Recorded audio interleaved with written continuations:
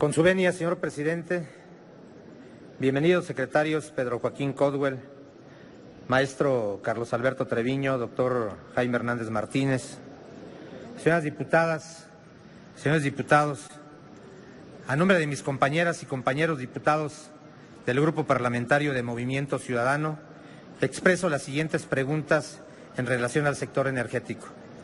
Mi intervención va dirigida a usted, señor secretario. De acuerdo al último informe de gobierno presentado por el presidente Peña, lo más sobresaliente del sector fue que la inversión privada en el sector energético será de más de 200,000 millones de dólares en los próximos años y que la tarifa eléctrica doméstica de bajo consumo no ha subido desde hace 4 años.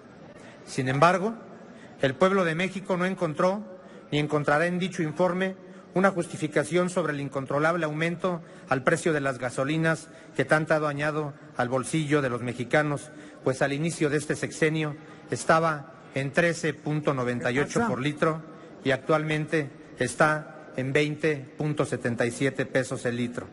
Por eso, ante esta mala decisión del gobierno federal, Movimiento Ciudadano exigió al presidente de la República dar reversa al gasolinazo.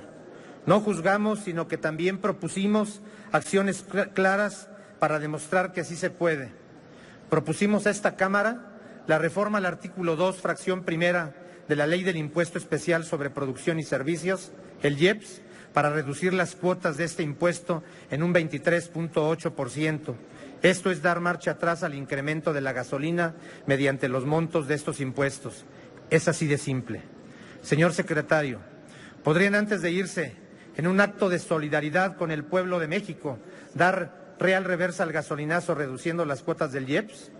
¿Podrían decirnos si el incremento gradual de las gasolinas en este sexenio buscaba solamente la eliminación del subsidio para que el precio se abriera y se ajustara al libre mercado? Cuando ocurrió el gasolinazo, provocó manifestaciones, saqueos y descontentos en la población. En sus primeras declaraciones en el 2017, el presidente Peña dijo que el ajuste al precio de la gasolina no era el resultado ni de la reforma energética ni de la reforma hacendaria, ni se debía tampoco a un incremento en los impuestos, y aseguró que comprendía el enojo y la molestia de la población, pero que de no haberse tomado serían aún más dolorosos los efectos y las consecuencias. Sin embargo, se nos ofreció con la reforma energética que bajarían los precios de los combustibles en México. Recordemos que no solo fue una promesa de campaña en el 2012, lo repitió al año siguiente, lo aseguró en el 2015 y lo volvió a decir a finales del 2016, que bajaría el precio del combustible, que no habría más gasolinazos y que la energía sería más barata. ¿Podría explicarnos, señor secretario, entonces por qué durante este sexenio hubo gasolinazos pese a la expectativa de que bajarían los precios con la reforma energética? ¿Qué le faltó a la reforma energética que debamos corregir en esta legislatura para que tengamos mejores precios en los combustibles? ¿Es cuánto? Para la respuesta tiene la palabra el ciudadano secretario de Energía, hasta por 3 minutos. Gracias, señor diputado.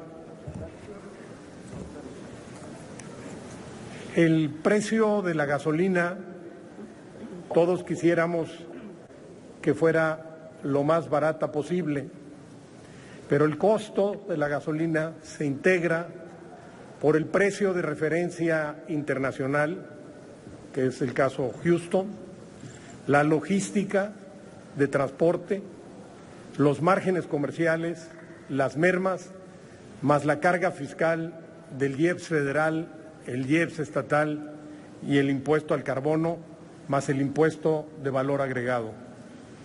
En el caso del gasolinazo, conocido así popularmente, lo que llevó a esa decisión tan extrema, que fue tan controvertida, fueron 2 factores que inciden en el precio de los combustibles y que contienen un efecto muy grande sobre las finanzas públicas.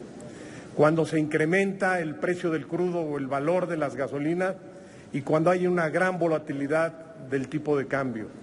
Los 2 casos se presentaron en diciembre del 2016. El peso se devaluó considerablemente por el efecto Trump. Los mercados estaban nerviosos, más a esto hubo un incremento considerable en el precio de las gasolinas. No haber incrementado ese precio hubiera implicado poner en riesgo la calificación crediticia del país y sobre todo cancelar programas sociales que son fundamentales para muchos mexicanos.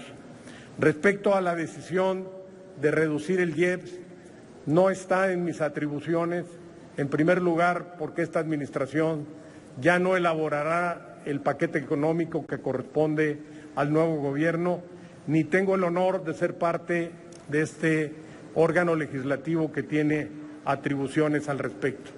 Sin embargo, no lo recomiendo en mi convicción de mexicano, porque haríamos un boquete enorme a las finanzas públicas y afectaríamos al gobierno electo en la restricción o cancelación de muchos programas sociales que se han anunciado en las últimas semanas.